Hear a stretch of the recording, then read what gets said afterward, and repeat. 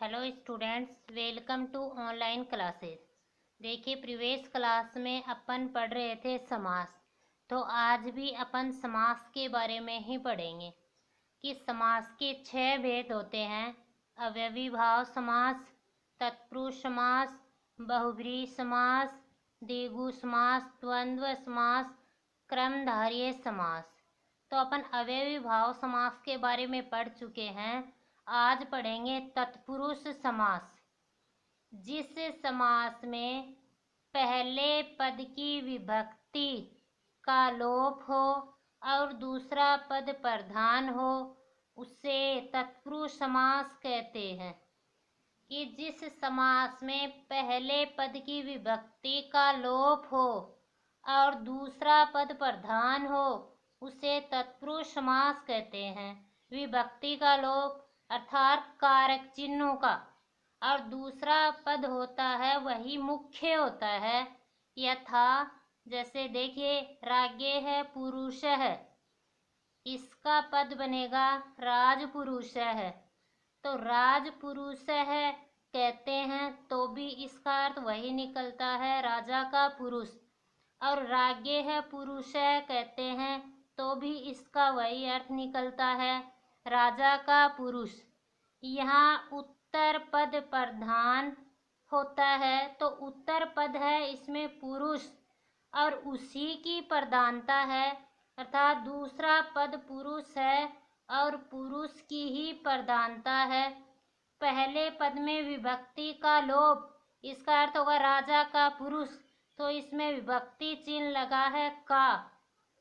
यह समास विभक्तियों के आधार पर चलता है, अर्थात कारक चिन्हों के आधार पर चलता है।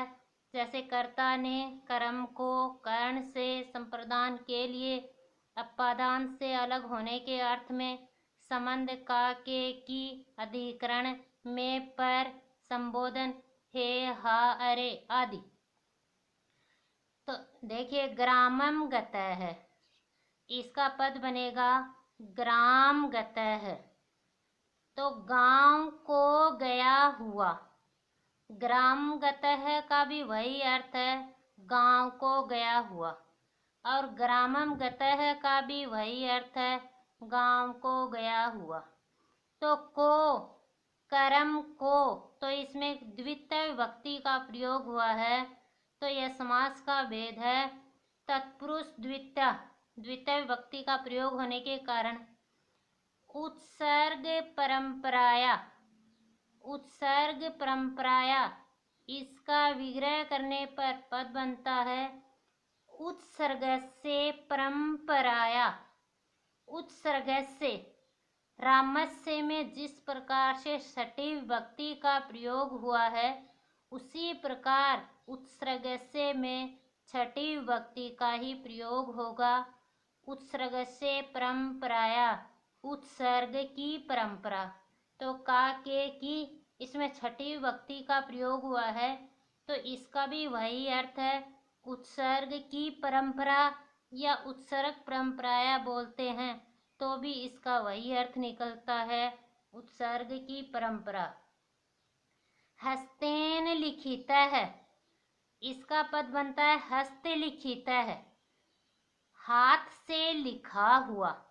तो हस्त लिखित है का भी वही अर्थ है, हाथ से लिखा हुआ, जो कि हस्तेन लिखित का अर्थ भी है।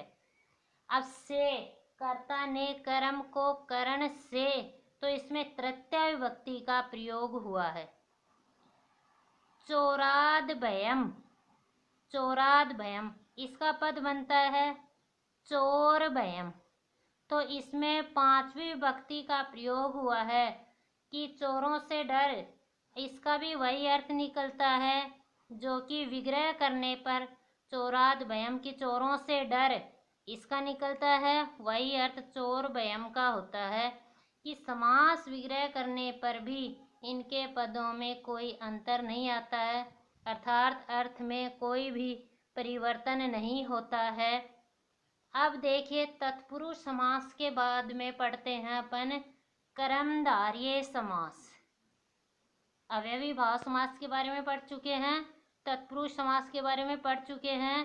तो इसका तीसरा पाठ पढ़ते हैं, कर्मधारय समास, कि जिस समास में पहला पद विशेषण तथा दूसरा पद विशेष्य होता है।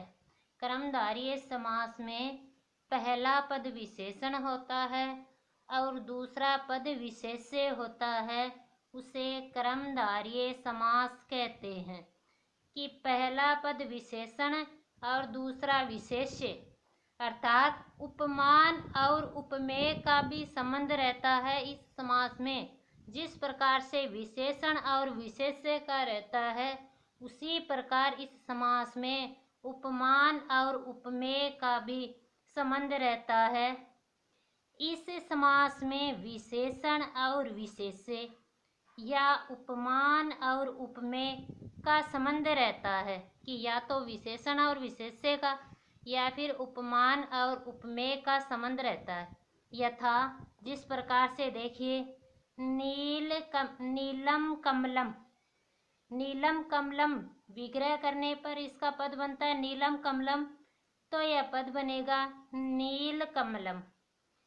अब देखिए, नील कमलम का अर्थ है नीला है जो कमल। अब नीलम कमलम का भी वही अर्थ है, नीला है जो कमल। अर्थात इसका अर्थ सुंदरता के योग में भी किया जाता है, कि नीला कमल। अपन लोग अंदाज कर सकते हैं कि न जाने नीला कमल है वो किस प्रकार का होगा, कितना सुंदर होगा। तो इस भाव में भी इस पद में कर्मधारय समास का प्रयोग हुआ है। इसमें नीलम, नीलम विशेषण है और कमलम विशेष्य है।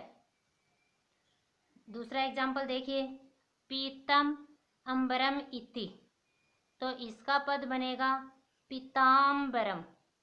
अब पीताम्बरम का अर्थ होता है पीला है जो वस्त्र। अंबर का अर्थ वस्त्र भी होता है, आकाश भी होता है। तो पीला है जो वस्त्र, और पीतम अंबरम का अर्थ भी वही होगा, पीला है जो वस्त्र। तो इसमें पहला पद होता है विशेषण, तो इसमें पहला पद है पीतम, तो पीतम है विशेषण और अंबरम है विशेष्य। अर्थात पीतम अंबरम इति, कि पीला है जो वस्त्र। न जाने पीला वस्त्र किस प्रकार का होगा, कितना सुंदर होगा, इस प्रकार का अपन सिर्फ अंदाज लगा सकते हैं। वीर पुरुष है इति, इसका पद होगा वीर पुरुष है, वीर है जो पुरुष।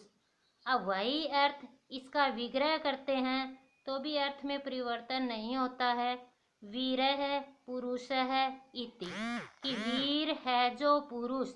इसमें पहला पद विशेषण और दूसरा पद विशेष्य होता है, जिस प्रकार से वीर विशेषण और विशेष्य है पुरुष। सुंदर है बालक है इति, इसका पद बनेगा सुंदर बालक है, कि सुंदर है जो बालक। अब इसका विग्रह करते हैं सुंदर है बालक इति, तो भी इसका वही अर्थ निकलता है कि सुंदर है जो बालक। तो यहाँ पर सुंदर विशेषण है और बालक है विशेष्य। मुखम कमलम इव, मुख कमलम, कि मुख कमलम, मुख है जो कमल के समान। तो इसका विग्रह करने पर बनेगा मुखम कमलम इव, कि मुख है वो कमल जैसा।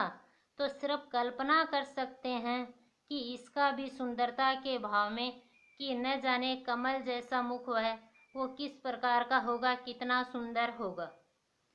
मीनम नयनम इव, इसका पद बनेगा मीन नयनम। मीन का अर्थ होता है मछली, नयनम का अर्थ होता है आँखें, कि मछली के समान आँखें हैं जिसकी। इसका अर्थ भी सुंदरता के भाव में ले सकते हैं कि मछली के समान आँखें हैं, वो बहुत ही सुंदर होंगी। तो इसका वही अर्थ है, मीनम, मीन नयनम का भी वही अर्थ है, जो इसका विग्रह करने के बाद में भी वही अर्थ है कि मछली सदृश से आँखें हैं जिसकी, कि मछली के समान सुंदर आँखें हैं।